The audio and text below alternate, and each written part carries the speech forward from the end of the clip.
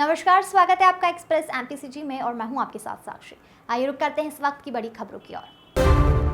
छत्तीसगढ़िया खेल को लेकर होने वाले आयोजन पर मंत्री शिव डहरिया का बयान सामने आया है, जहां उन्होंने कहा कि हमारी संस्कार छत्तीसगढ़ की संस्कृति परंपरा को बढ़ाने का कार्य करती है।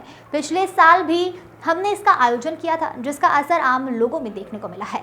हमारे छत्तीसगढ़ की संस्कृति खेलों को बढ़ाने का काम कर रही है, जिसे लेकर लोगों में काफी उत्साह है। सीएम के युवाओं से संवाद करने को लेकर कहा गया कि हमारी सरकार ने जनता से सीधा संपर्क किया है। युवा महिलाएं प्रदेश के सारी जनता से सीएम संवाद करते हैं। भेंट मुलाकात कार्यक्रम में भी सीएम ने जनता की समस्याओं का समाधान किया है। प्रदेश के लोगों को प्रोत्साहन देने के साथ साथ सरकार जनता के बीच पहुंच रही है। छत्तीसगढ़िया खेल को लेकर होने वाले आयोजन को लेकर कहा गया कि हमारी सरकार छत्तीसगढ़ की संस्कृति परंपरा को बढ़ाने का काम कर रही है। पिछले साल भी इसका आयोजन किया गया था, जिसका असर आम लोगों में देखने को मिला है। हमारे छत्तीसगढ़ की संस्कृति खेलों को बढ़ावा देने का कार्य कर रही है, जिसे लेकर लोगों में काफी उत्साह है। बीजेपी की घोषणा पत्र से लेकर नेताओं के नाम नहीं होने पर कहा गया कि इन नेताओं को साइडलाइन किया जा चुका है। इनकी पार्टी में कोई बखत नहीं रह गई है। बीजेपी के 13 विधायकों में किसी को भी टिकट आने वाले दिनों में नहीं मिलने वाली है। पीएम मोदी को लेकर रामदास ने कहा कि नरेंद्र मोदी का चेहरा धूमिल हो गया है। जितने राज्य में प्रचार किया गया है, उन जगह पर भाजपा हार गई है। यह अब डरे हुए हैं और भागने की फिराक में है।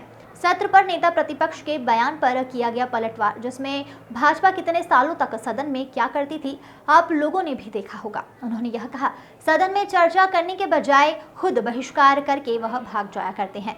हमारी पार्टी जनता के हित के लिए विधानसभा में आमंत्रित करती है जिसमें भाजपा को भी भाग लेना चाहिए। योगेंद्र सिंह बेस की रिपोर्ट। भारतीय जनता पार्टी की सरकार 15 साल थी, भ्रष्टाचार कमीशन खोरी करने के लिए लोन लिया करती थी। हम किसानों के हितैषी, हमारी सरकार किसानों की हितैषी है और हम किसानों का धान खरीदेंगे, उसके लिए लोन की जरूरत पड़ती है, हम लोग लेते हैं। अच्छा, बीजेपी के पार्टी के 3 नेताओं को घोषणा पत्र समिति से बाहर रखा गया है। ब्रजमोहन अग्रवाल, अजय चंद्राकर, प्रेम प्रकाश पांडे। क्या बीजेपी इन बड़े नेताओं को साइडलाइन करने की कोशिश कर रही है? साइडलाइन किए जा चुके हैं। अब इन लोगों की कोई बखत पार्टी में रह नहीं गई है और आने वाले चुनाव में जो 13 विधायक हैं अभी, उनमें से किसी को टिकट मिलने वाली नहीं है। ये हरेली से विधानसभा का सत्र शुरू होने जा रहा है। 18 तारीख से विधानसभा सत्र शुरू होगा। नेता प्रतिपक्ष कह रहे हैं कि सरकार सदन में चर्चा से भागना चाहती है, इसलिए सत्र भारतीय जनता पार्टी जो है इतने साल क्या करती थी, आप लोगों ने देखा होगा। सदन में चर्चा करने के बजाय खुद बहिष्कार करके भाग जाया करते हैं। हमारी पार्टी तो पूरा जनता के हितों के लिए, जनता के काम के लिए विधानसभा आमंत्रित करती है, उनको भाग लेना चाहिए। भारतीय जनता पार्टी भागते रहती है विधानसभा में चर्चा से भाग लेने के लिए। प्रतिबंध के बावजूद आरंग विधानसभा में रेत उत्खनन का काम चल रहा है, क्या उस पर रोक लगेगी, कार्रवाई होगी?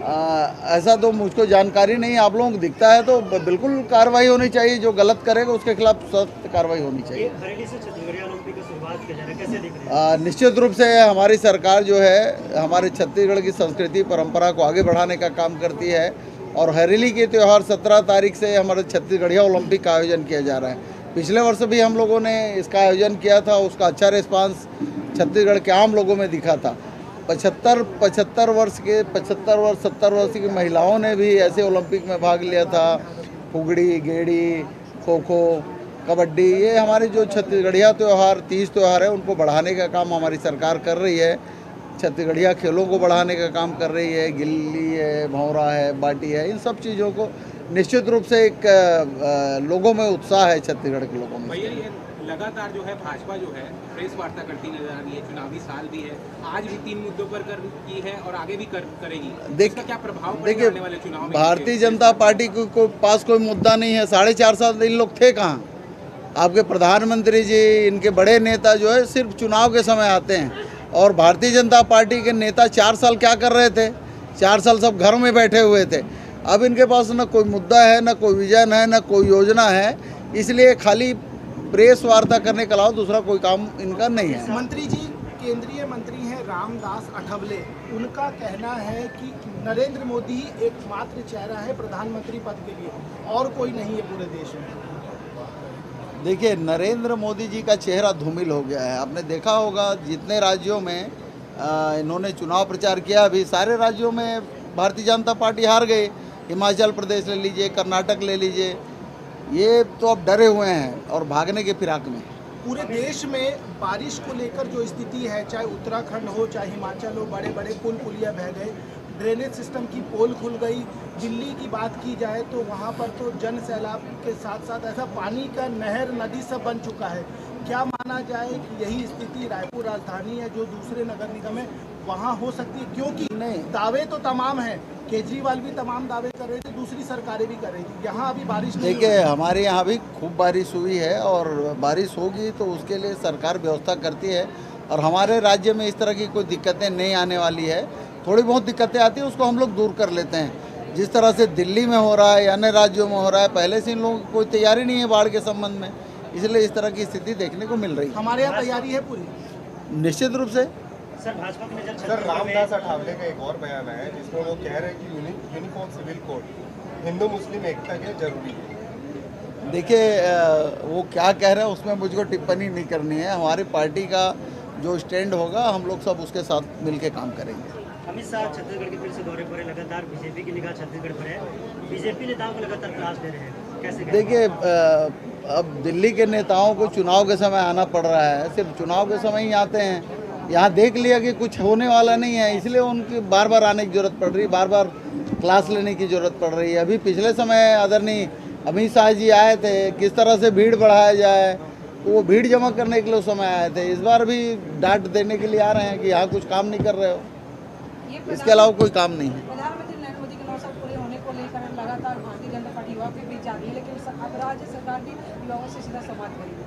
मुख्यमंत्री भी युवाओं से संवाद करने वाले हैं जिलों में जाकर, इसीलिए निश्चित रूप से हमारी सरकार ने जनता से सीधे संवाद किया है, उसमें हमारे युवा भी हैं, महिलाएं भी हैं, हमारे प्रदेश के सारे जो जनता है उन सब के हमारे मुख्यमंत्री जी संवाद करते हैं। आपने देखा होगा 90 विधानसभा में जाकर माननीय मुख्यमंत्री ने भेंट मुलाकात किया, आम जनता की समस्याएं सुनी, उसका स्पॉट पे निराकरण किया। तो ये हमारे प्रदेश के लोगों को प्रोत्साहन देने के लिए उनको किस तरह से उत्साहित किया जाए, उनको किस तरह से प्रदेश की सेवा में लगाया जाए और किस तरह से उनका सम्मान किया जाए, इसके लिए सरकार काम करते रहती है। अब घर घर में स्मार्ट मीटर लगाया जाएगा।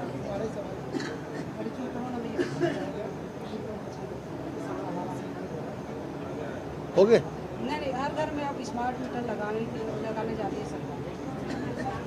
तो लगाने में क्या दिक्कत है? नरेंद्र मोदी जी इस तरह का काम करते रहते हैं, लोगों को लूटने का काम करते रहते हैं, तो वही काम अब फिर करने जा रहे हैं। ठीक है। धन्यवाद आप सबका। धन्यवाद भैया।